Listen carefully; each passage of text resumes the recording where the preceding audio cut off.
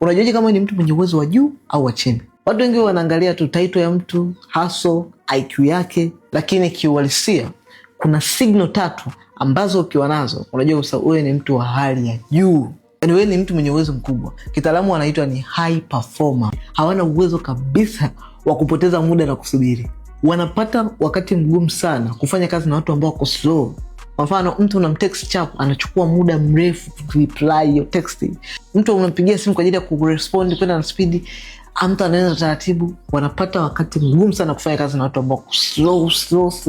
Muda wote wapo active, wako fast. Sio kwa sababu wanashindwa kuendana na watu, no. Kwa sababu wanaelewa gharama sahihi ya muda. Wanajua kabisa nikipoteza muda hapa itanikosti kwenye vitu vyangu vya msingi ambavyo ningeviachieve kwa wakati huu ambao napoteza. Jambo la pili, wanaelezea vitu kwa fupi na kwa uhakika. Hawaanzi kuelezea vitu kutokana na hisia, bwana mimi hisia zangu zimenipelekea nasikia, bwana, au rumors. Bwana nasikia kwamba inatokea hivi, bwana ningependa.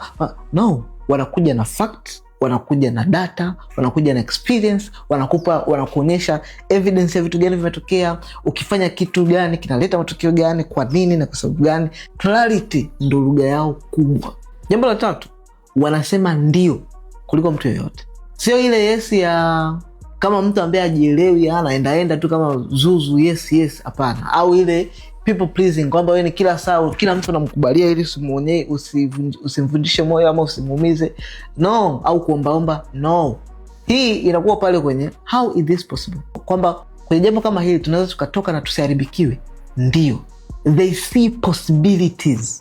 Wanaona uhakika na uwezekano wa kufanikiwa kwa mambo kuliko mtu yoyote yule.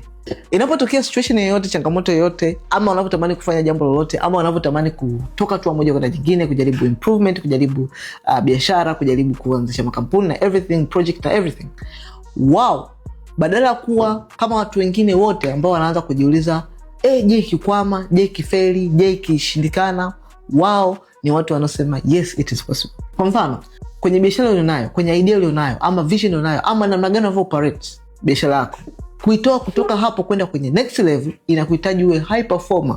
Bila kujali mimi na experience ya kuona kampuni, bila kujali mimi naogopa sijui TRA itakuwaje, nasikia sijui story. No, ukiwa high performer utasema yes, I deserve kuwa na kampuni.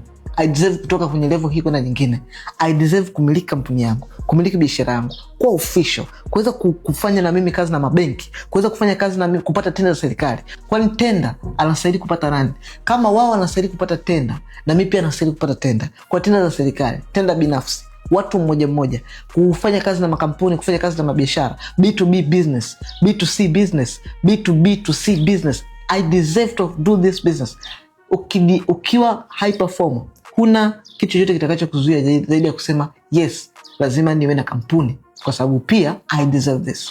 Kama ni mfanya biashara na unajua sasa wewe ni high performer, unahitaji kuwa na kampuni, you have to move kutoka kwenye level moja kwenda level nyingine.